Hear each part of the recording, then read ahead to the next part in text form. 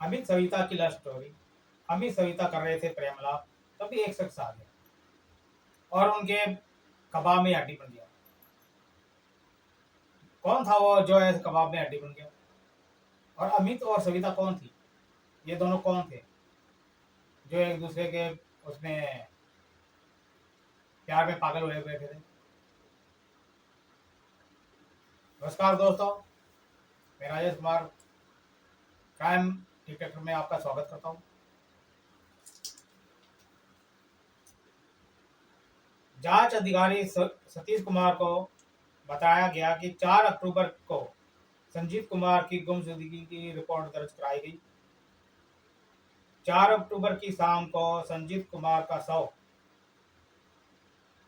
घर के साथ ही घर के दूर थोड़ा दूर गन्ने के खेत में बरामद हुआ, कुएं के अंदर। एसपी साहब ने सीआईए 2 को ये रिपोर्ट सौंपी, जांच सौंपी, तो पता लगा फैक्ट्री में लगे सीसीटीवी में दिखा कि संजीत कुमार के हाथ में चोट से खून बह रहा था, चोट लगने की वजह से, और रात को ही वो घर लौट आया था, फिर वापस प्लांट नहीं गया। आसपास सीसीटीवी में नजर आया कि 4 अक्टूबर को संजीत के घर से अमित पल्ली में, जो पल्ली होती है ना, वो बोरा बोरा जो होता है उसमें कुछ बांध के ले जा रहा था। उसको फिर अच्छी तरह खंगाला गया सीसीटीवी को, तो और आसपास में भी से पता लगा कि वो ही है ना पल्ली ले जा रहा था। और उसी दौरान वो उसके घर से निकला था। फिर बाद में जब और डिटेल खंगाली गई तो उसके ऊपर शक हुआ। उसके बाद फिर बाद में आरोपी जो था वो उसके घर से निकल रहा था। वो आरोपी कौन था? तो उसके पता लगा कि ये अमित कुमार है, और वो उसके जो साथ में ही रहता है घर में, और उसके वहां पर आना जाना था उसके संजीत कुमार के। तो डिटेल खंगाली गई उसकी जो बीवी की, संजीत कुमार की बीवी की, उसका नाम सविता। तो उसको खंगाली गई डिटेल उसके फोन की, तो पता लगा कि उसने है ना आरोपी को कई बार उसने फोन करा और उसे घर पे बुलाने को उसको कहा। फिर बाद में उसके क्या हुआ कि घटनाक्रम पता नहीं लगा कौन किसका क्या कर रहा है। ये घटना है हरियाणा के करनाल जिले में मुरक थाना के गांव गगसीना। ये सच्ची घटना है। प्लीज यार, इस घटना से, इस कहानी से या घटना से पहले, वृतांत सुनाने से पहले आपसे एक रिक्वेस्ट है यार, प्लीज यार चैनल को सब्सक्राइब कर दिया करो। देख तो लेते हो वीडियो पर सब्सक्राइब नहीं करते, ये बहुत गलत बात है आपकी। आपका सब्सक्राइब करना और लाइक करना मेरे लिए हौसला अफजाई का काम करता है। आपका कुछ नहीं जाता, तो क्यों ना आप ये नेक कार्य करो, शुभ काम में देरी क्यों? अभी इसी वक्त सब्सक्राइब कर दो और लाइक कर दो, ठीक है? अब घटनाक्रम ऐसा होता है, जो थाने में उसका रिपोर्ट दर्ज कराई गई थी, जो महिला थी, जो सविता, वो कहती है कि मेरा पति गायब हो गया, घर से मतलब गया था ड्यूटी को और फिर वापस नहीं आया। तो उसने रिपोर्ट लिख ली जो थानेदार साहब ने। उसको फिर बाद में जब वो वहां पर जांच पड़ताल की गई तो आसपास में जो भी जितनी भी एरिया था उसमें पता लगा कि उसके घर के साथ ही दूर, कुछ दूरी पर गन्ने का खेत है, उसी में फिर कुएं में उसका शव मिला। किसका? संजीत कुमार का। तो पुलिस को है ना थोड़ा शक हुआ कि यार अभी तो ये कह रही है कि इसका पति लापता है, और इसी के कुछ दूरी बाद ये है ना इसका शव मिल गया। तो उसने सख्ती से पूछताछ करी उस महिला से, सविता से। तो फिर उसने बात उगल दी कि जी ये मैंने और ये जो अमित है, हम दोनों ने मिलकर इसकी हत्या करी थी। तो ऐसा क्या हुआ था कि जो हत्या हत्या हुई, और वो कौन, ये अमित और कौन, सस्पेंस में पड़ गए। फिर पुलिस ने CIA-2 को, जो CIA-2 जांच एजेंसी होती है, उसको सौंपी गई। तो फिर पता लगा कि जो अमित है वो रिश्ते में इसका भांजा लगता है, संजीव कुमार का, और वो मामा और मामी थे,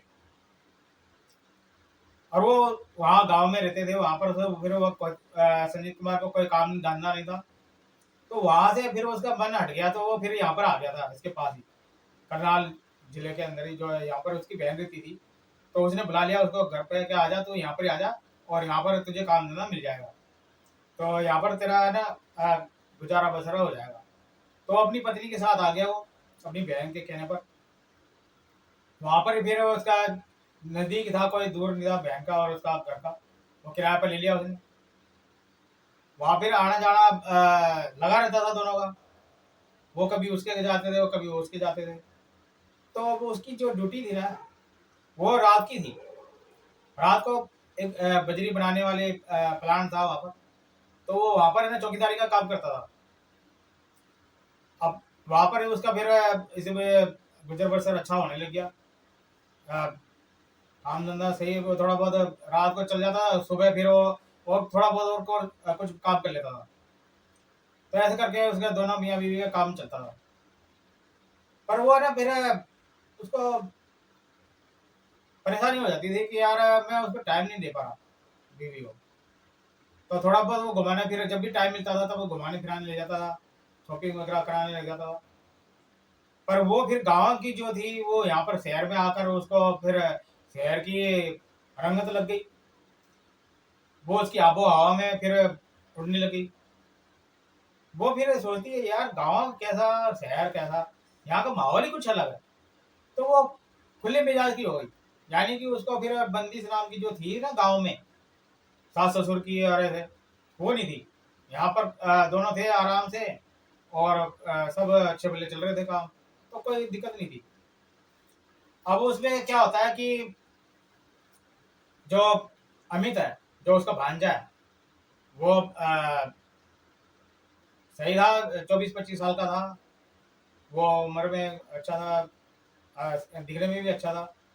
तो उसका आना जाना लगा रहता था। तो हंसी मजाक चलती थी थोड़ी बहुत ऐसे, वो कोई नॉर्मली। तो उसमें कोई बुरा नहीं मानते थे लोग कि यार मामा भांजा है, मामी मामी भांजा है, तो इसमें कोई दिक्कत नहीं थी। तो जो छेड़खानी फिर धीरे धीरे बढ़ती चली गई, एक दूसरे के वो करीब आने लगे। अब वो भी सोच के रह गया संजीत कुमार के, यार इसमें कोई दिक्कत नहीं है, इसमें क्या है, वो तो चलते ही है, हंसी मजाक तो चलते ही है, ऐसे सोच के वो इग्नोर कर देता था, और वो अपने काम से काम रखता था। फिर थोड़ा तो वो उसके बाद जो वो चला जाता था, तो वो फिर ड्यूटी संजीत कुमार, तो वो फिर वो है ना उसके पीछे से आ जाता था। तो उसको अजीब सा लगता था कि जब मैं होता हूँ तभी क्यों नहीं आता। आता है थोड़ी देर फिर चला जाता है, लेकिन उसके बाद फिर ये मैं चला जाता हूँ, फिर ये आ जाता है। उसको थोड़ा सा शक हुआ उसको। तो फिर उसने क्या करा कि देखते हैं क्या होता है, अब ड्यूटी निभाऊं या इसकी चौकीदारी करूं, वहां पर चौकीदारी करूं या घर की चौकीदारी करूं, ऐसे सोच के चला जाता था। और पीछे से वो दोनों फिर क्या करते थे, सविता और अमित जो थे, यानी मामी और भांजा, जब भी मौके मिलते थे आराम से प्रेमलाप, प्रेम की दुनिया में गोते लगाते थे। और उनको सारी बंदिशें उसने उन दोनों ने तोड़ दी थी। रिश्ते नाते, जो रिश्तेदारी थी, जो नाजुक बंधन था, मामा मामा और भांजा का, मामी भांजे का, उन्होंने तार तार कर दिया। रिश्ते को उन्होंने है ना शर्मसार कर दिया। लेकिन सारा संबंध के चक्कर में, क्षणिक सुख के चक्कर में, वो भूल गए थे कि ये हमारा संबंध क्या है और कौन क्या है। लेकिन कहते हैं ना, जब मती मारी जाती है तो फिर कोई कुछ नहीं दिखता। तो उन दोनों की मती मारी गई थी। वो फिर शारीरिक संबंध बनाने लगे। उसके बाद फिर बाद में जब अब वो रात की ड्यूटी थी उसकी, संजीत कुमार की, वो जाता था बजरी प्लांट में और रात को फिर सुबह आता था। इस बीच दौरान उन दोनों को मौका मिल जाता था, क्योंकि वो वहाँ पर अकेली रहती थी, तो उसको मौका मिल जाता था। अब उस मौके का फायदा उठाते थे। ऐसे ही एक दिन अचानक वहां पर जब ये 3 अक्टूबर की रात को जो वो घटना हुई थी, तो 3 अक्टूबर की रात को है ना, वो खाना खाकर, वो जो संजीत कुमार है खाना खाकर फिर वो अपने वहां पर चला जाता था ड्यूटी। लेकिन वहां पर है ना, जो लेबर है, जो बिजली प्लांट के जो कारीगर काम करने वाले हैं, उन दोनों में, उन जो गुटों में झगड़ा हो जाता है। और उसके चक्कर में, बीच बचाव के चक्कर में है ना, संजीत कुमार के लग जाती है चोट, हाथ पे लग जाती है और खून बहने लग जाता है। तो वो क्या करता है कि वो छोड़कर फिर घर आ जाता है।